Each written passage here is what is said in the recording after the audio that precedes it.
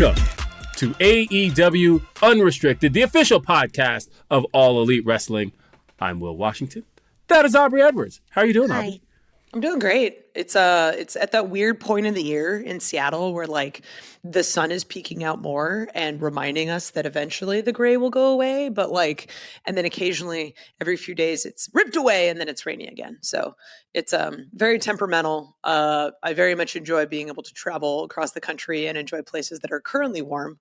So that's been really fun. But I know I've been waiting on those April showers to bring those May flowers, but it's still just May showers. But folks, don't forget that this podcast is sponsored in part by our good friends at Upper Deck. As you can see on our video podcast edition, if you're just listening, that's okay, because you can collect your favorite wrestlers in 2025 Upper Deck AEW and start your trading card collection today.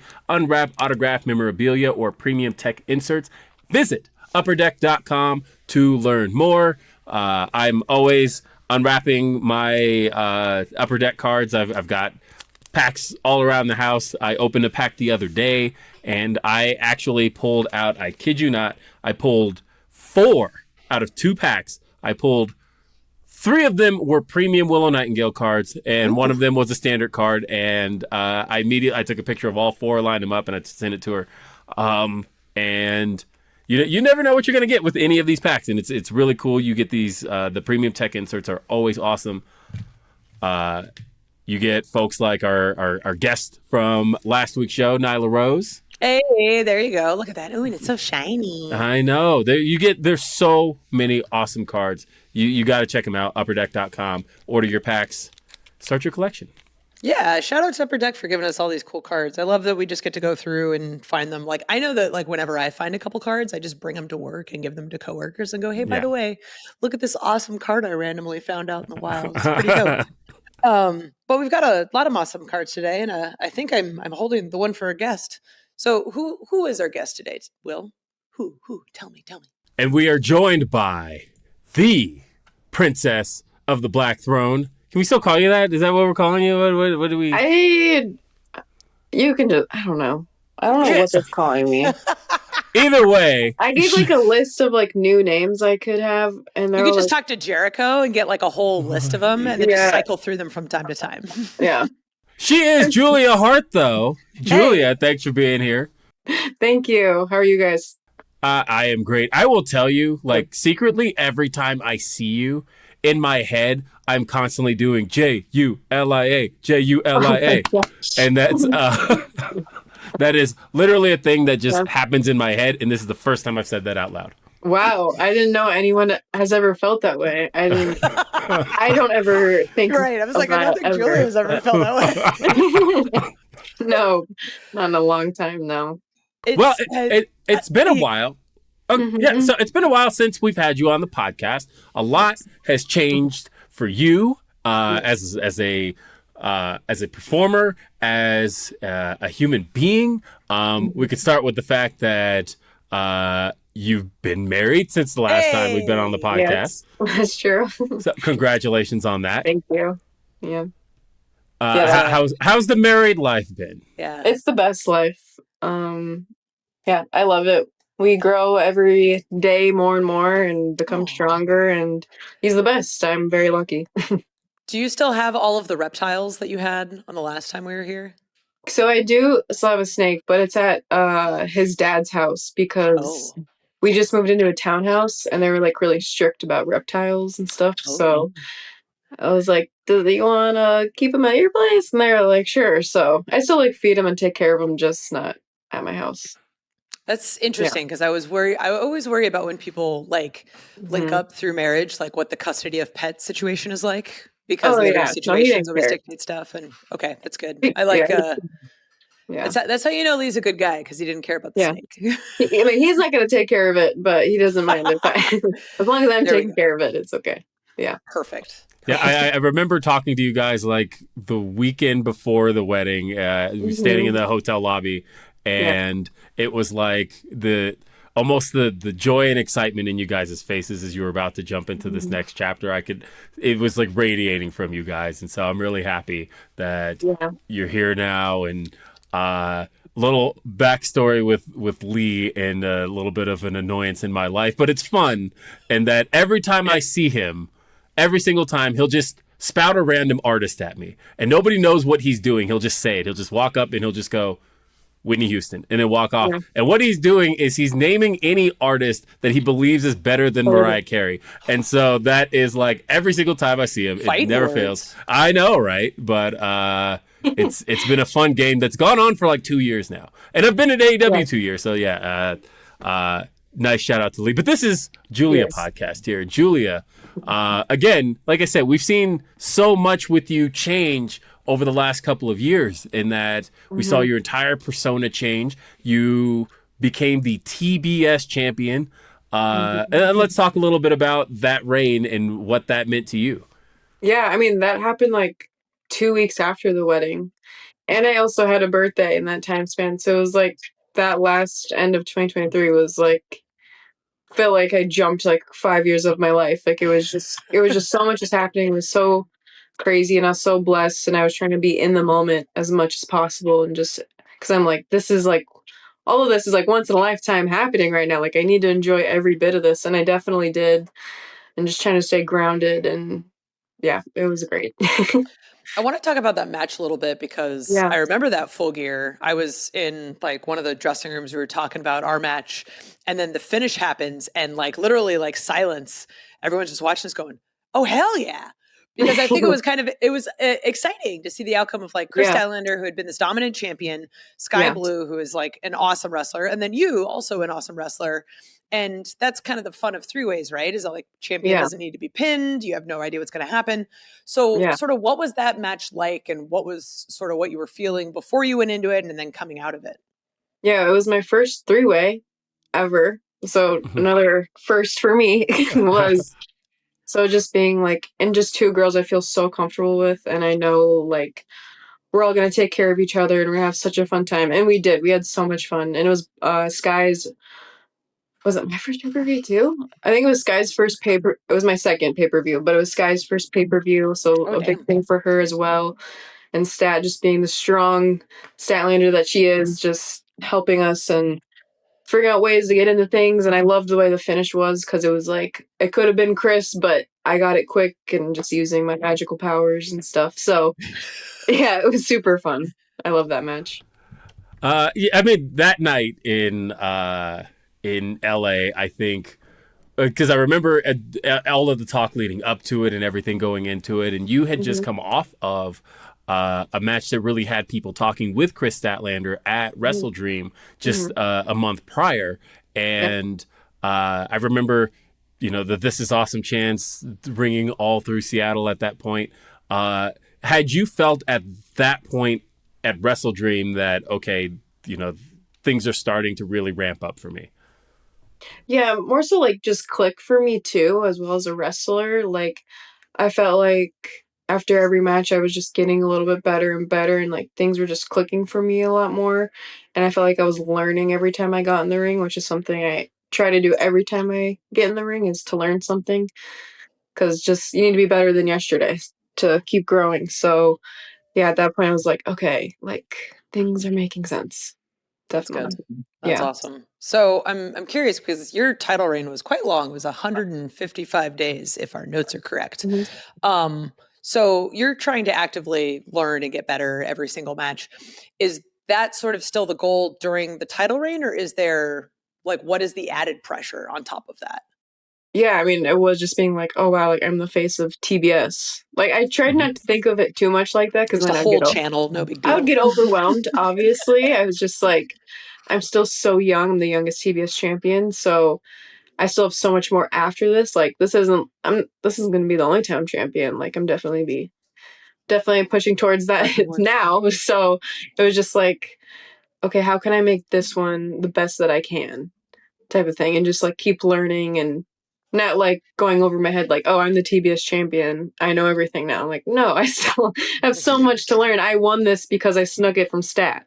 So it's like, I'm still like learning. Yeah.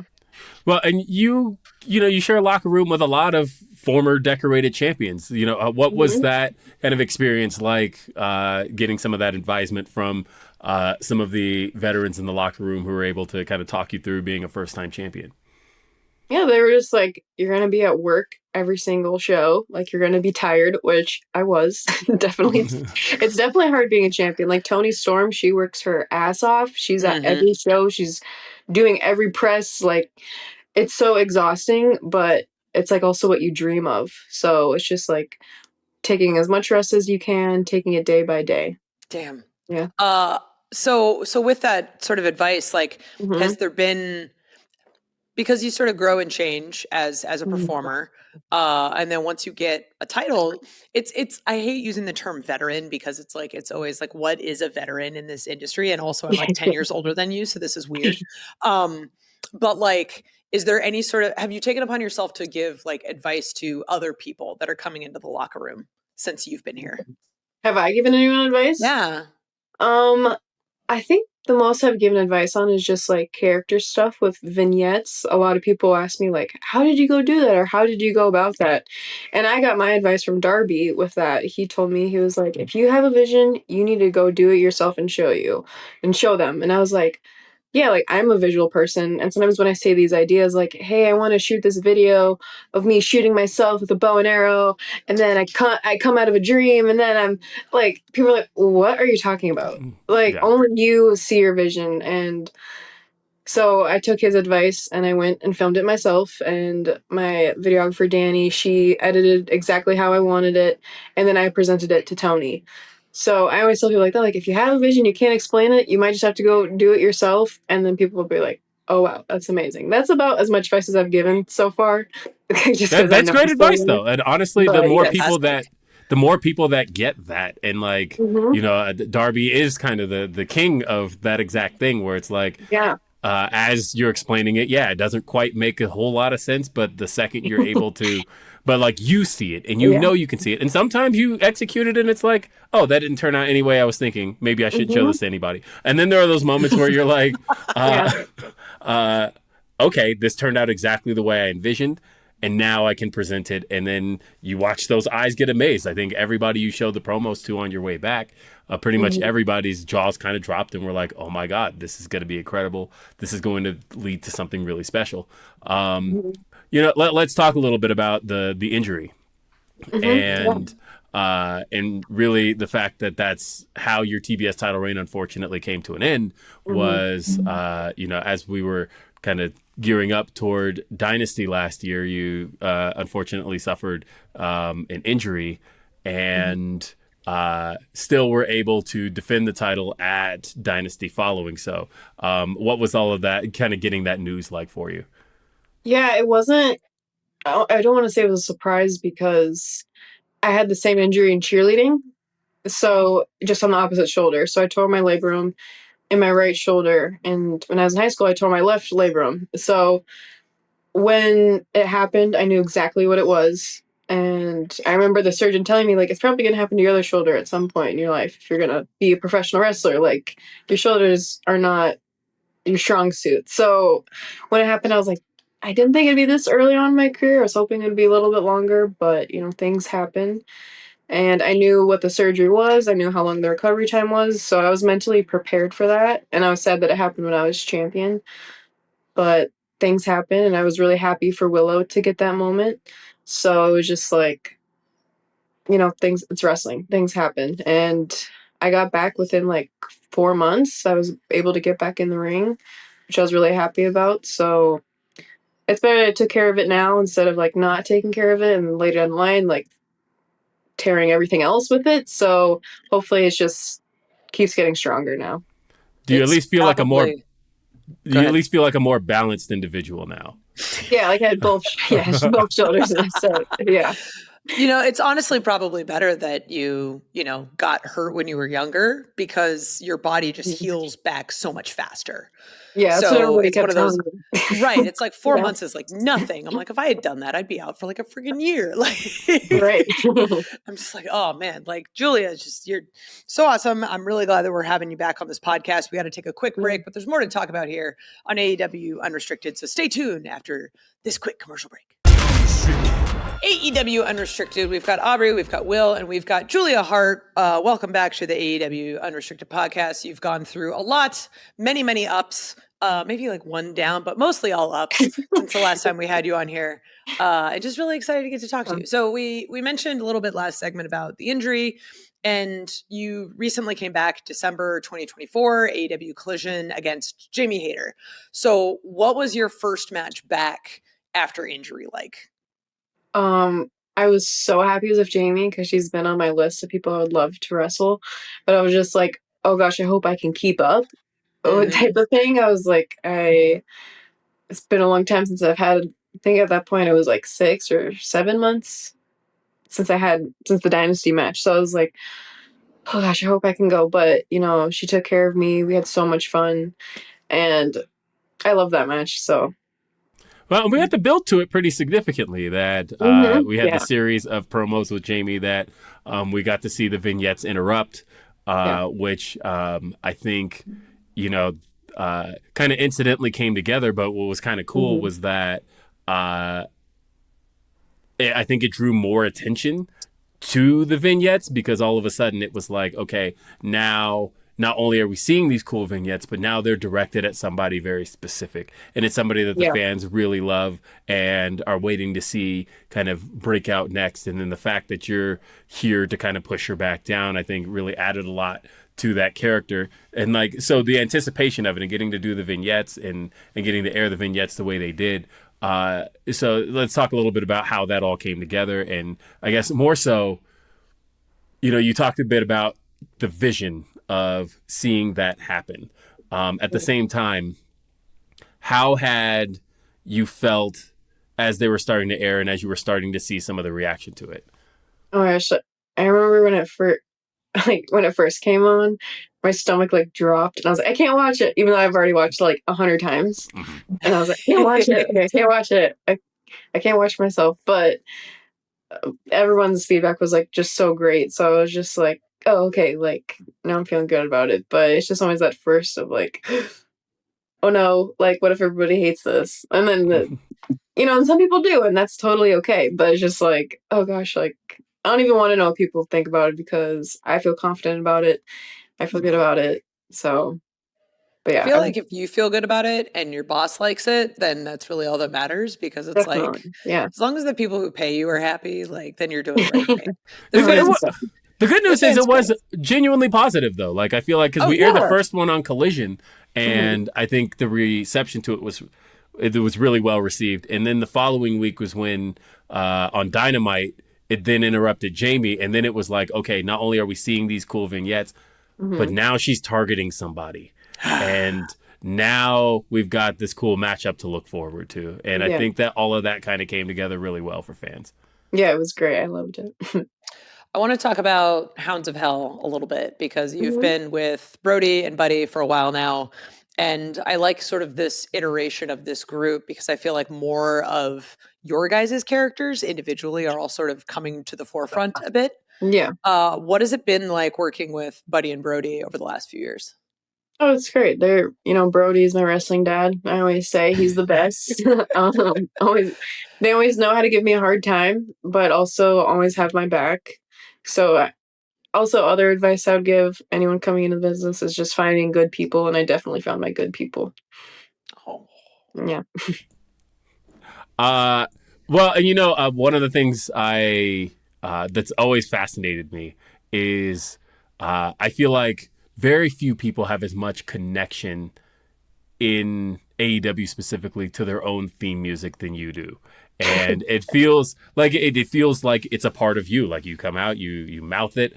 And I think that and you can see the fans connect to that, right? Because the moment they hear, whether it's the house always wins, the heart always wins, the hounds always win, whatever it is, as soon as they hear it, they know to recite it with you. And it becomes that one moment everybody anticipates. How has that kind of helped enhance the character as it's been a part of the Hounds of Hell? Yeah, definitely boosts her ego more, I will say. Everyone's saying, we did change it to the heart always wins. So when I hear people saying that, it's just just the flames going, and I'm like, I'm on top of the world right now. So, and I think on my on 2022 when I first got the song, I think on my most replayed song it was number 2. Oh Out wow. of like on my phone ever played. I was like, wow, I listened to that song a little too much. But like that's how much I love my song, and I think every wrestler should love their song that much. I think anytime someone in wrestling gets a new theme song that they really like their Spotify Mhm. Wrapped for the end of the year is totally screwed up. Exactly. Algorithm Yeah. wise, it's just like, yeah, Yeah. you're just listening to your own song over and over again. But like, Yeah. you got to like feel your own vibe, right? Like, if you don't Mhm. like it, the crowd's Yeah. not going to like it. Yeah, I definitely listen to it in the gym a lot. Like it would like get me going because I feel like Julia Hart out in the ring is definitely a different person from outside the ring. So Yeah. if I need to feel good, I'll just put on that song. Hell yeah. I also want to talk about, because one of the things I really loved about your return was sort of your change in gear. Like you had this sort of like it was like a continuation of the vignette, almost like you got like stabbed in the heart. You're kind of like bleeding a little bit with like these weird streamers and stuff coming off of it. It's really Yeah. cool looking. What Yeah. was sort of the visual direction change with your gear upon your return? Yeah. So when I first came back with the first match with Jamie, I had this gear where, yeah, the like the streamers. So it's like I wanted to look like a bleeding heart, kind of like Right. It was going badass. from the vignette. If like just little things like that. I mean, now I've changed my gear again to I'm wearing pants now. So I'm Mm-hmm. trying to, now that I'm more of a baby face, like I'm jumping off the top rope more. Like I'm like I just want to be a little bit more, I don't know, airy now that I'm I a can see baby that. face.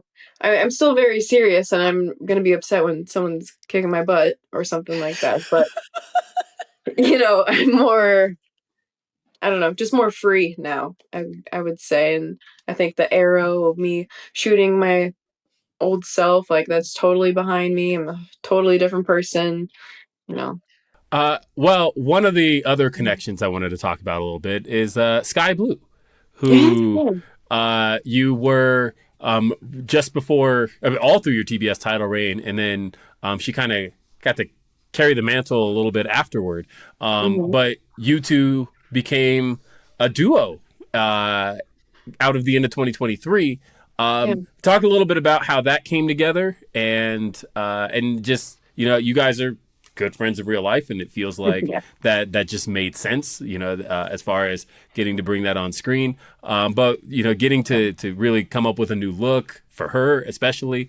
Mhm. How was that as far as you guys as a team?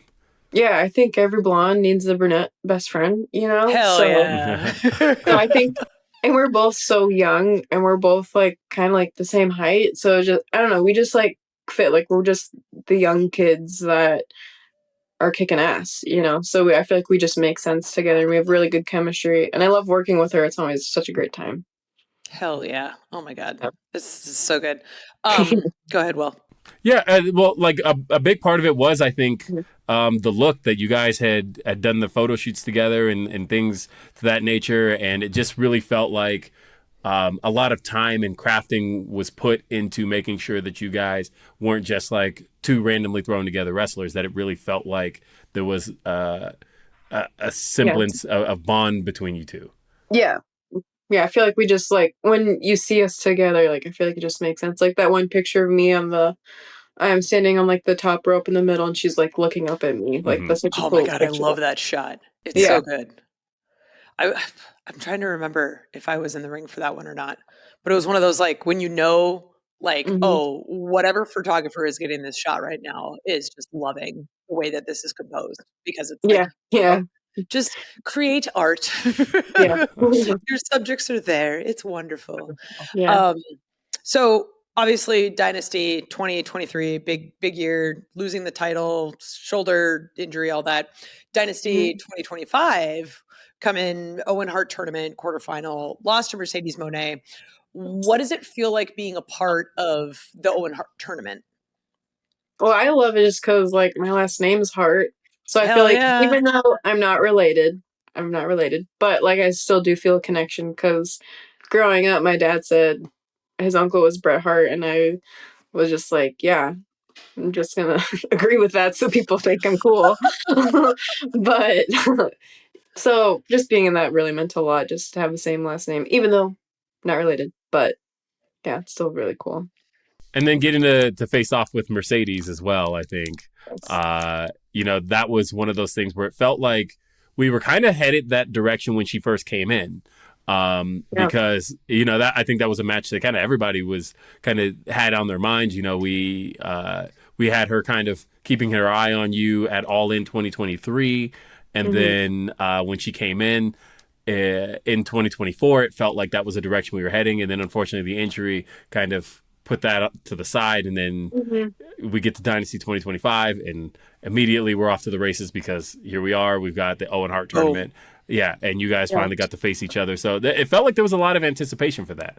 Yeah, it was great. She was so amazing. I learned we'll go back to me wanting to learn. I learned so much from her, and I learned so much in that match.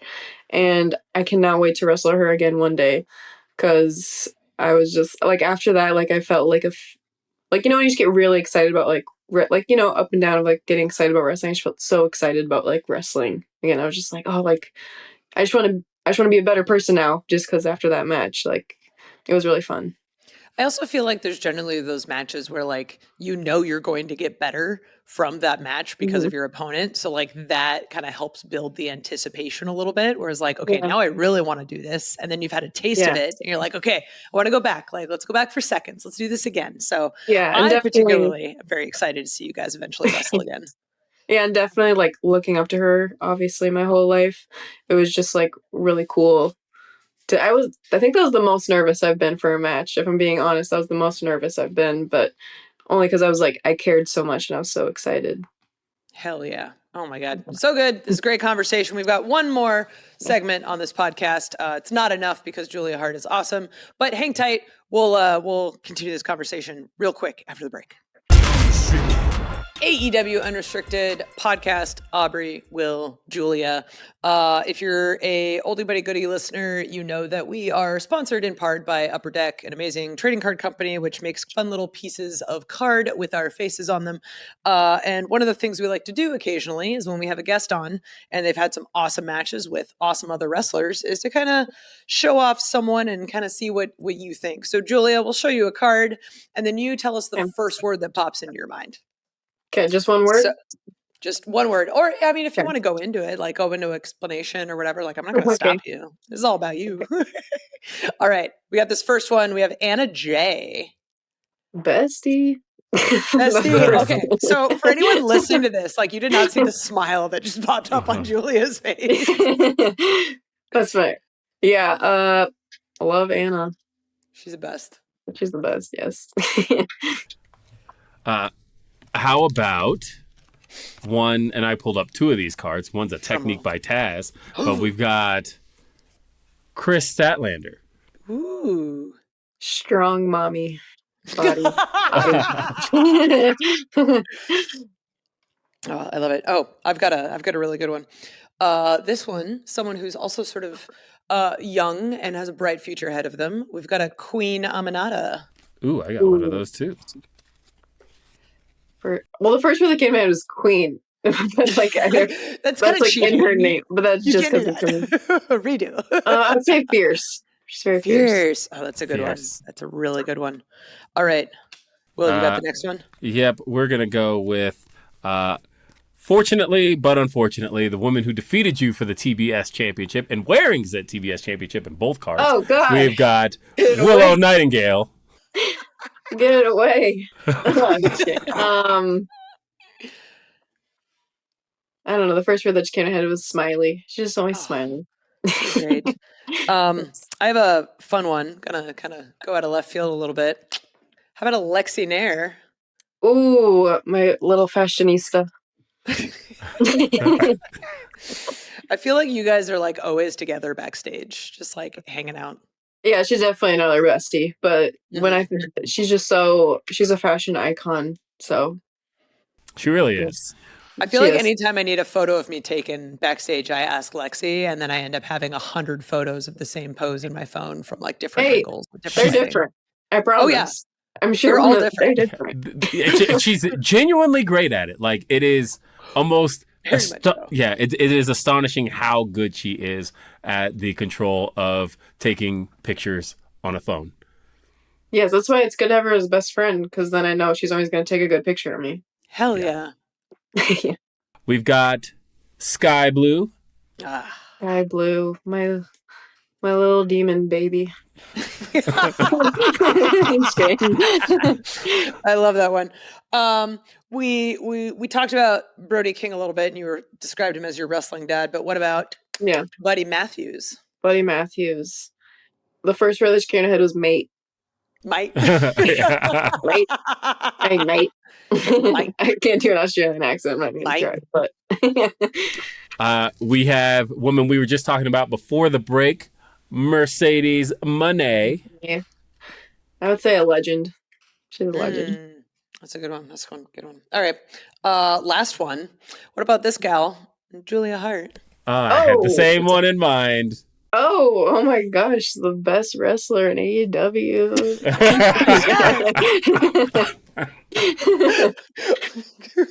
Will's dying. The coolest girl you've ever seen? Maybe? I don't know. I'd agree. Hey, I love the confidence, and I love the growth and confidence as well. Look at that. I swear, if you compare podcast to podcast over 2 years, it's like, actually, it's 3 years. The last time you were on the show was October of 2022. Wow. Yeah. And just thinking about the growth of Julia Hart over that time period is, I don't know. I think it is something to be remarked on. I just had my 4-year anniversary in AEW. Damn. On May 4th was my first match on Dark. Yeah. Really? Yeah. Damn. I was thinking just the other day that, like, you used to be a cheerleader, and I have a hard time even imagining that.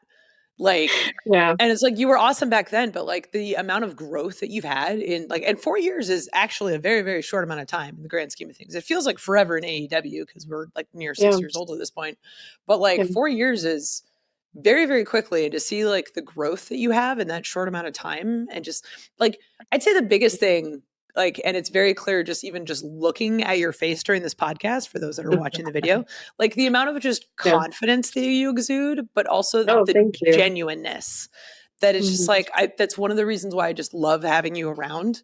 Like, you're just That a means good so person. much. Yeah, you're a great person. You're a great wrestler, great locker room gal. Like, it just, I could probably stay on here for like another half hour and just tell you all the things that are amazing about you. Oh, tell me more. Hey! Well, it actually genuinely does blow my mind thinking about, again, how young Julia Hart still is and how much more there is to go for Julia Hart. Like, honestly, if to make both B and Aubrey feel super old here, and thinking about the fact that, like, you were still in high school when AEW launched. Yeah, I remember. Yeah. It was school night. It was a school night. Does your birthday start with the year start with a 19 or a 20? A 20. Oh! 2001. 2001. Oh, okay. Yeah. I know. I wonder when you guys aren't going to tell me when I'm young anymore. Like, I wonder what... You're always going to be young. Yeah, it's always going to happen.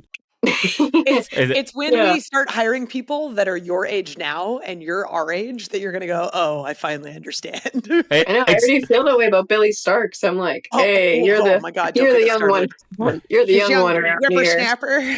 I'll tell you what, it's going to be the first time that you step in the ring with somebody and their year starts with 201. And you're going to go, yeah, right? That face you just made, that's going to feel like, that's when you're going to realize, oh, okay, I miss being the young one now.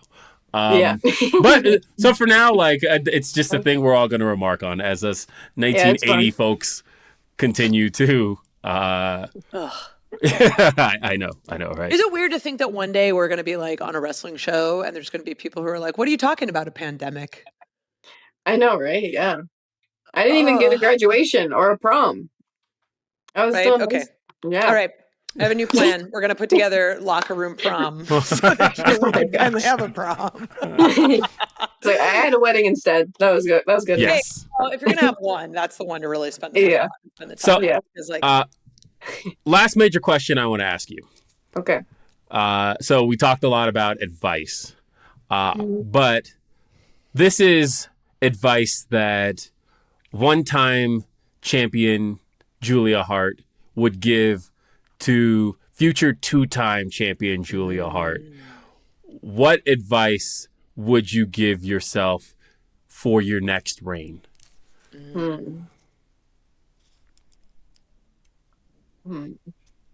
don't know. Maybe.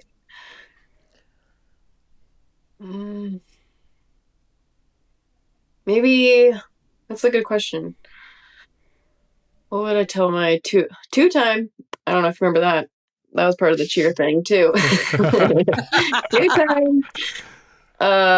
People still say that to me. So that's what people say to me in the hallways. Not J-O. I think two-time.